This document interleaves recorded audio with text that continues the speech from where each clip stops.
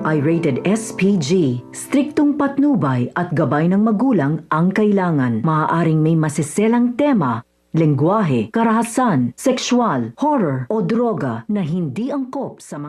Nalinis na nga ni Carol ang kanyang pangalan at dahil dito ay nakalaya na nga siya ng tuluyan dahil naging sapat nga ang naging ebidensya ng pari na hindi nga siya ang tunay na pumaslang sa asawa ni Wilfred na si Joy.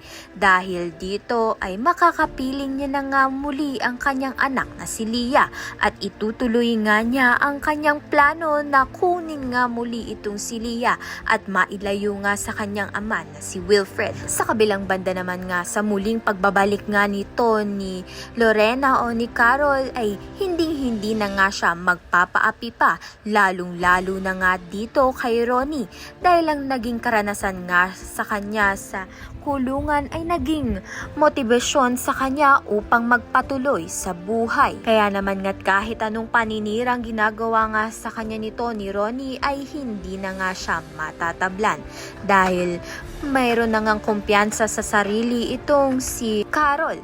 Kaya naman nga't yan at iba pa ang dapat nating pakaabangan.